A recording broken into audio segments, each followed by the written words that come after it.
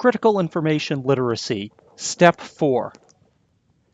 In Step 4, we want to introduce the idea of building a domain of knowledge. And in this case, we're going to help students move from critical users to hyperreaders, or as Dr. Chip Bruce says, dialectical readers. So what we're trying to do in this case is we're trying to build a domain of knowledge. And for this purpose, what we're doing is recontextualizing information. So if you remember the Black Invention Myths site, part of the problem was that they took information out of context. They said, these are all that you need to know about Black inventions, but out of the context of inventions as a whole. So that was what made it problematic. So if we can successfully recontextualize that information, we can understand how it fits into our domain of knowledge, how valuable it is, what perspective it's taking, and all of that. So let's look at an example, inventions and African Americans, and all these examples will be oversimplified, but should help you get the point. So we can look at Black Invention Myths, and we've got to decide. First site we come to, where does that go in our domain of knowledge? And so we'll stick it in the middle at the beginning because that's all we know about this topic. And so then we might think about it a little more carefully and decide, well, maybe it's kind of off to the edge there. But then again, it does have a lot of good, true information, so maybe it's closer to the center, and maybe still really problematic, so we'll shift it to the side. But we may not know all of this immediately. It may take a lot more investigation and a lot more thinking to know where to place this. So at first, it might just go in the middle. And then we might look at another site. For example, enchantedlearning.com has a section about George Washington Carver, and so that's a pretty typical site, and we might decide, oh, you know, that information is pretty good information, so that goes somewhere in the middle, but it's really a massive oversimplification, so maybe it's not really dead in the center, but it gives us a little bit of background information that might help us in understanding and contextualizing the Black Invention Myths site. So that's just a very simple example. Here's another oversimplified example thinking about the Israeli-Palestinian situation.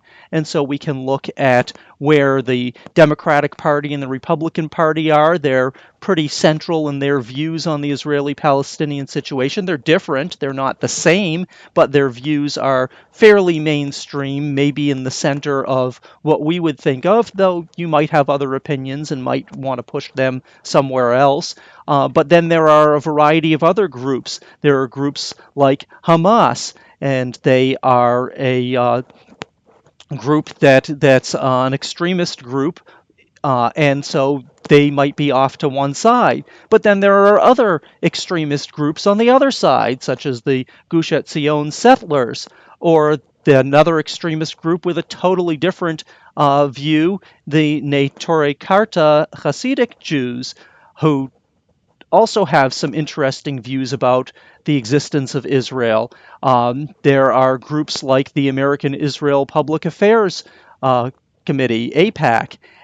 There are groups like the J Street, which is a more liberal Israel lobbying group, or the American Arab Anti-Discrimination Committee, or the Arab Citizens of Israel, and they all have different viewpoints, and none of these viewpoints are bad necessarily. None of these viewpoints are flat out wrong, and it helps us understand the larger picture when we put all of these viewpoints in context. And I am not at all suggesting that this is the final domain of knowledge, that it has to look like this when you're through, but this is just an oversimplified representation to tell you there's a lot of viewpoints, and you can't understand the Middle East without looking at the viewpoints of Hamas and the Gush Etzion settlers. If you just look at sort of mainstream views, you're not going to get the whole picture. And so building that domain of knowledge is really helpful for contextualizing all that information and knowing what to do with it when you get to a Hamas website or a white supremacist group that has particular ideas about Israel, or a group of evangelical Christians who have other particular ideas about Israel. So another topic that we might explore is human-caused climate change. And so we can look at a bunch of sites here. There's a government site from the EPA that basically states that climate change is human-caused. Another site is an international perspective. Another site is from the Sierra Club, that's towarm.org, that you may agree with what they have to say, but you'd have to look at them carefully because they are trying to persuade you, and they're certainly not central to our arguments, but they are an important part of them. And there are sites like this one that rebuts climate change deniers. There's a site, globalwarmingheartland.org, that is a fairly rational anti-climate change site, uses fairly scientific facts, so they're kind of central in our view of this. There are emotional anti-climate change sites like climatephysics.com. You'd think climatephysics.com would be a real scientific site, but in reality it's a very emotional site, really trying to push a point of view. And even more emotional sites like this squidoo.com/false global warming. And so they have some important and valid viewpoints that may not be what you agree with, but they're important to view the larger picture. And again, another site and another site and so on, and they keep coming. So we might want to ask, why do you want to look at sites that you disagree with? And we'll use this example of human-caused climate change as the example. So first of all, even if human-caused climate change is an undisputed fact in the scientific community, it's important for our understanding of the topic to understand that there are people who disagree with that and why. So even if you believe it's absolutely true, that there's no question about it, we still want to understand where people are coming from with other opinions, even if you completely disagree with them. Another point is going back to that idea of the context of invention. The context of science is really important here as well. You've got to understand that science isn't black and white. Science doesn't make formal declarations and they live and exist forever as the absolute truth. The scientific inquiry process is all about keeping an open mind and questioning what we believe. The current scientific consensus isn't the final word, so we need to understand the shortcomings of our current understanding and how that understanding might change in the future. And so those climate change deniers have some important insights into that you might not get from people who are too much involved in saying yes, that climate change is a reality.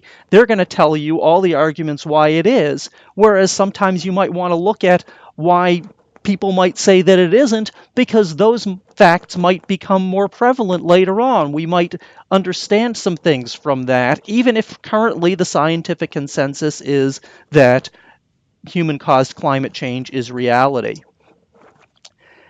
And so then we also want to look at other perspectives. So here's another example of a perspective that even if human-caused climate change is true, what's the cost of correcting it compared to the cost of doing nothing? That's not 100% clear, that we might believe that climate change is happening, but what's it going to take to stop it from happening? And is the cost of that going to be even worse for us than the cost of doing nothing about that problem? So we don't know all of that, and so those are all perspectives that are important, and there are many, many more perspectives that are important to help us put the larger picture in context so that we can come to a site, come to a piece of information and say, well, where does that fit into A, what we believe, B, what's true, and C, what's the larger context of all of this? So we want to help our students become dialectical readers by exploring domains of knowledge. But sometimes I just want to know the score of the game. And The point of this is that you or your students aren't going to use these skills every time you look for something on the web. You don't go to a site to get a simple piece of information and then have to spend hours and hours constructing a domain of knowledge. It's not about every time you look for information. But if you don't teach your students these skills and have them practice these skills, then they won't have these skills when they need them. So if they're just looking up the score of the ball game, it's fine to go to ESPN and not worry about the complexities of women umpires and the history of race in baseball and the other things that you might think about. Those, you don't always have to worry about those things, but sometimes you do want to worry about those things and you want your students to come away with those skills. And this is a very specific case where if you don't help them with these skills, they are not going to have them.